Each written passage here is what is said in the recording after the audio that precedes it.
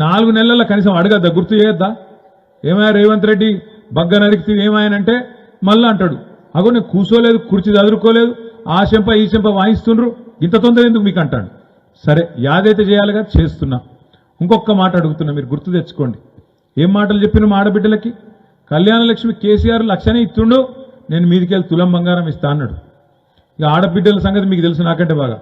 ₹1,00,000 ఎక్కువ చూడరు కానీ బంగారం అంటే మాత్రం మళ్ళా కొద్దిగా పడిపోతారు, సెంటిమెంట్. దానికి ఆయనతో మురిసిపోతారు. మురిసిపోయినరు, బస్సు ఫ్రీ బంగారం ఫ్రీ అనే గుద్దిండ్రు. గుద్దినాక ఇప్పుడే మా చెల్లె కళ చెప్పింది, మా మహిళా అధ్యక్షురాలు.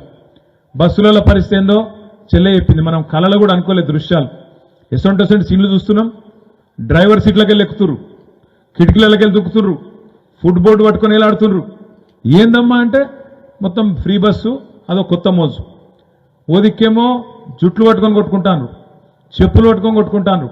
మగవాళ్ళేమో వాళ్ళ టికెట్ కొనుక్కున్న వాళ్ళు వాళ్ళు తిడతాను, అరే మాకు సీట్ లేదు కొనుక్కున్న వాళ్ళు, కానీ వాళ్ళు తిట్టవట్రి. యువతల ఆటో వాళ్ళు వీళ్ళు లొల్లి పెట్టవట్రి. మా కొంప ఊచుకున్నాడు, మార్పు అని మేమే గుద్దినాం, గుద్దితే అంత మా కొంప ఊచుకున్నాడని ఆటోలు తిట్టవట్రి. అంటే ఆలోచన లేకుండా ఆగమాగం చేస్తే ఇటువంటి ఫలితాలు ఉంటాయి. ఇది ఒక్కటే కాదు, ముఖ్యమంత్రి గారి మాటలు వినుండ్రి. చూస్తుండ్రా టీవీలలో పేపర్లలో ఏం మాట్లాడుతుండో. సెక్రటేరియట్ పోయిండు, ఏమన్నాడు?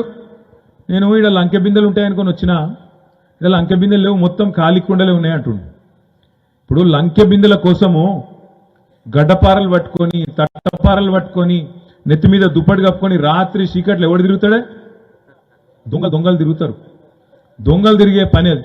మరి గా మాట గీన నోట్లకెళ్ళి ఎందుకు వస్తుందో నాకు తెలియదు. ఇదివరకు ఏం పని చేస్తున్నాను రేవంత్ రెడ్డి, కానీ గా మాట మాట్లాడతాడు. నిన్నగాక మొన్న మహబూబ్ నగర్లో మాట్లాడుతుండు రేవంత్ రెడ్డి. ఆయన మాటలు మీరు వినే ఉంటారు, చూసే ఉంటారు. మనం ఇష్టం వచ్చినట్టు కేసీఆర్ని తిట్టుడు, మనం తిట్టుడు. ఏమంటాడు?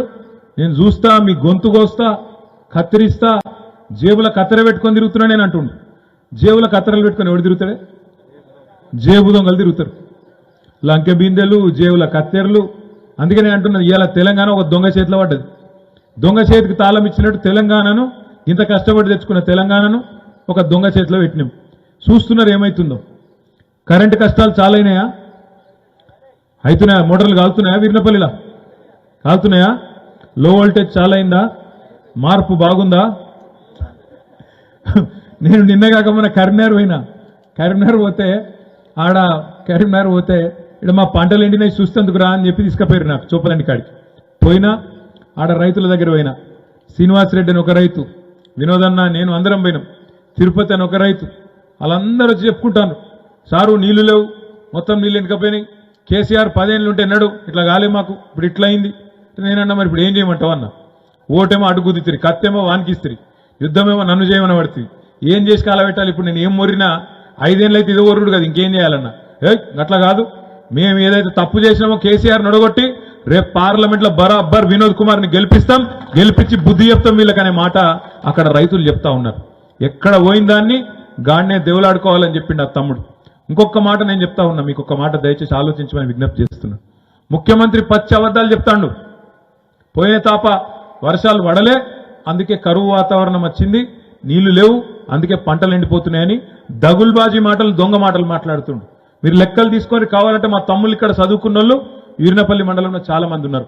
యూట్యూబ్లో కొట్టుండ్రి, గూగుల్లో కొట్టుండ్రి, మీకే తెలుస్తుంది. పోయిన వర్షాకాలంలో 14% అధిక వర్షపాతం పడ్డది తెలంగాణలో.